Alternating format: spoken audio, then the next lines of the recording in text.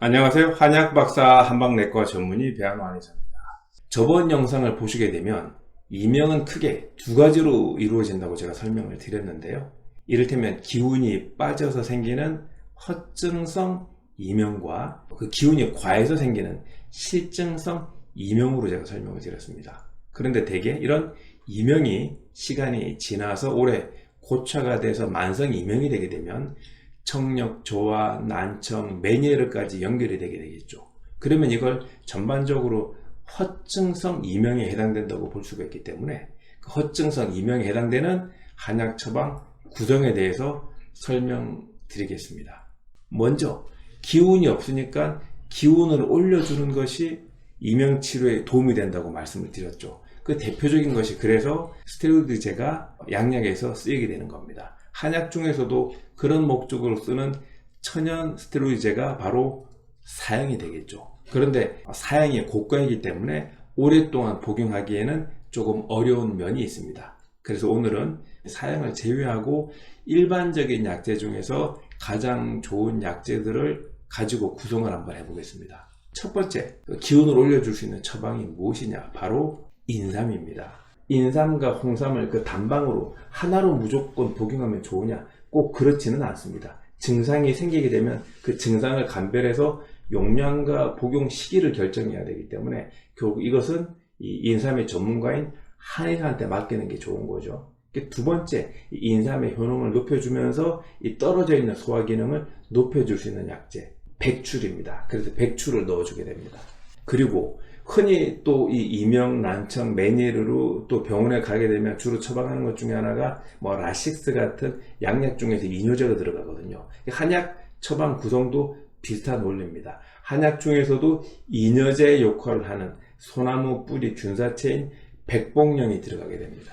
이렇게 세 가지 약제를 배치를 하게 되면 뭔가 이 기운이 떨어졌을 때 이 기운을 돕고 소화기를 도와주고 또 뭐 맛도 좋죠. 약간 이 허증성 이명에는 단맛이 들어가서 혈당을 조금 올려주는 측면이 있어야 또 좋아지거든요. 그런 대표적인 약이 바로 감초입니다. 약방의 감초. 그런데 여기서 주의를 하셔야 될 게 감초가 많은 맛집 국물 요리에 단맛을 내는 재료로 들어가는데요. 이걸 한의사의 처방에 의해서 복용하시지 않고 민간요법이나 요리로 너무 많이 쓰시게 되면 콩팥이 망가질 수 있기 때문에 감초 흔하다고 막 쓰지 마시고 한의원에서 한의사 처방에 의해서 쓰셔야 됩니다.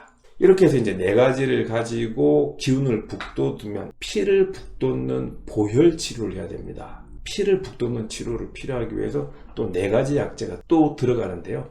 대표적인 것이 바로 숙지왕입니다. 약간 천연 철분제 같은 약인데요. 이 약이 들어가게 됩니다. 두 번째는 당귀입니다.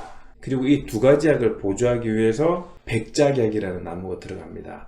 이 백작약은 들어가게 되면 교감신경이 너무 항진되어 있는 것을 적절하게 조절해 주면서 자율신경계를 안정화시켜주는 그런 작용이 있거든요.